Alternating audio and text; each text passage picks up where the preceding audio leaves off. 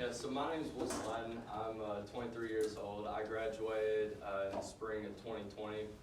I grew up in Sparta, Tennessee, which is a very small town right next to Cookeville, right down the road from Tennessee Tech. My mom was a nurse at Cookeville Regional. My dad was a basketball coach at many different schools in Tennessee. But he typically coached about 2.5 hours away from where we live. So it's really my mom that did the bulk of raising me, and she raised me and my little brother. And I originally was going to go to Tennessee Tech because it was 10 minutes from my house. I grew up, of course, playing basketball with my dad being a basketball coach, and I got the opportunity to walk on here at MTSU. So I decided to go that route. Never thought of MTSU as being a school for me, but they gave me that opportunity, so I ended up here. Freshman and sophomore year of college, I got exposed a little bit more to the world than Sparta, Tennessee has to offer. And I, of course, did the same thing Charlie did. I joined the fraternity, started drinking, started doing extracurriculars, had a great time. Very fun. But it was in my senior year, which I actually did not know was my senior year. I go and also, let me back up a minute. Whenever you're on the basketball team, they make your schedule for you. So you don't have to deal with any of the actual responsibilities that regular students have. So I didn't know how far along that I was in school until it was the fall of my senior year, and I go and I actually have to make my schedule this time. So I'm talking to my counselor, and this was literally the first time that I talked to my real counselor. And she said, "All right, you're all set. You're good to go." I said, "Cool." She said, "Yeah, you ready to graduate?" I said, "Yeah, sure, when?" She goes, "Son, you're graduating in the spring." I said, Are you kidding me?" And she's like, "No, you only have 12 hours left. Like, you're about to graduate." That was just, like, I didn't talk the rest of the meeting. That was just a oh shit moment. Like, I don't know what I'm going to do. So it was actually about a week prior to that, Jamie had came and talked to Miss Bugner's class that I was in. And I got a card and everything, but I never reached out. I actually lost the card. So 2 weeks after I met with my counselor, I was in one of Miss Matthews' classes, and I also want to touch on that. You guys are truly blessed to have Miss Matthews as one of your teachers. But she came up to me after the class, and she said, "Hey, I have somebody come to speak to our class, Thursday, that is looking for people with your personality type, and I think that you'd be a great fit. I would like for you to go up and talk to him after the class." I was like, "Yeah, absolutely. I love talking to people." So I came into that class, had no idea what the opportunity was or anything. I came into that class late. I sat in the back with a table full of girls, because you guys can understand. But I go back there, and that day I was wearing mismatched socks. I was wearing shorts so that my brand new leg tattoos were showing.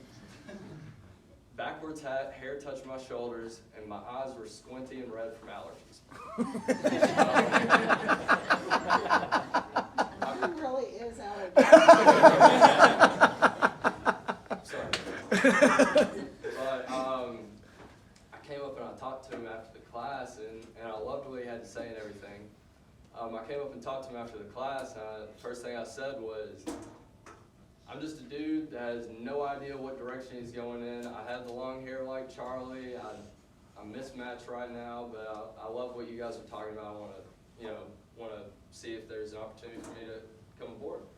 And he looks at me and goes, "Didn't I give you a card the other day?" I said, "Yes, sir, you did." And he goes, why hadn't you reached out yet?" I said, "Well, to be bluntly honest with you, I lost the card." And he just goes, "All right, well, here's another card, don't lose this one." I said, "Okay, all right, great." Little did he know that was just the first of my little just screw-ups from being immature.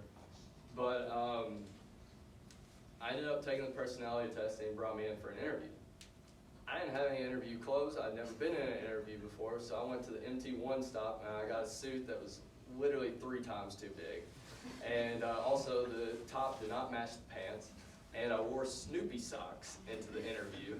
And And he's looking me up and down, and I hand him my resume, and he just pushes it to the side, and he's just looking at me, and he looks under the table, and he comes back up, and he just stares at me right in the eyes for a second, and he goes, "Don't ever wear those socks in here again. Like, they're cool socks, but don't wear those here. That's not professional."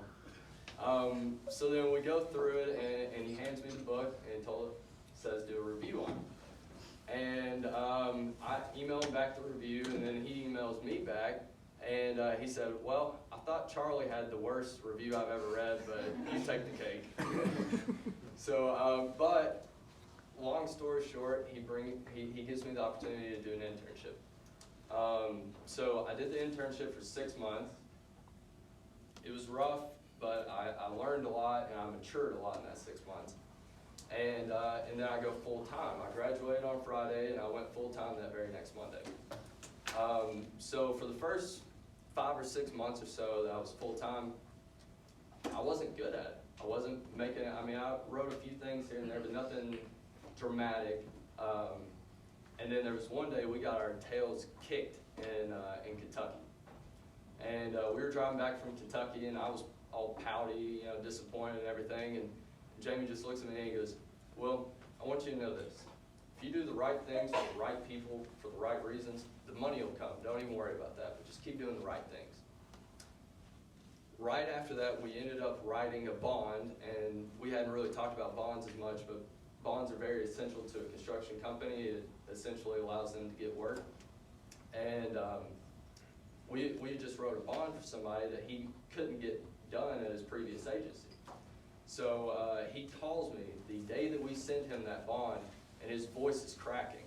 And he's like, "Well, you do not understand what you've done for my company. You have completely redirected the direction that our company was going, and I cannot tell you how thankful that I am for that." And that's when it really hit home with me that this isn't just an opportunity for money or anything like that. This is an opportunity to help people in their businesses and their livelihoods and help them grow. And that was the sole moment that I knew that this was the career path for me. And it just warmed my heart. And ever since then, he has actually grown substantially and put more and more bonds with us. And it's been amazing to be a part of his growth. And I know that, in this career path, I'm going to have the opportunity to do that with many other companies. So that's about all for me. You can Don't forget your story about your check, dude. Oh, yeah. Yeah, so the first check that I actually got from writing this account, I stared at it for like 20 minutes in my car. I was just like, "Holy shit, this is my bank account right now. I can't believe this," because I had never seen that money before in my life. And I called my mom, and she's crying, and I'm just like through the moon, and I go out and I buy 2 new pairs of shoes, and I spent it all that weekend, so it wasn't like I did good with it. But yeah, the money is definitely awesome, but you get to help people out, and it really is fulfilling. Will, how old are you? I'm 23. How much money will you make in 2022? 2022, probably around, I'd say, since I'm coming off a scholarship, 60,000, somewhere Yeah, around but there. what's the projection in the next, so you're 22, you say you're how old? 23. 23. So what's a conservative projection by the time you're 26? I'd say 120. To be fair, you'll probably be better than I was as far as that's concerned, so you probably by 26 will be close to 180 as well, I would say. Are these numbers I'm talking about being 35 and making $400,000 or $500,000, is it real? Oh, absolutely. Because you retain these clients. I don't think we've talked about that as much. It's residual income. So as you write more, your book just continues to grow.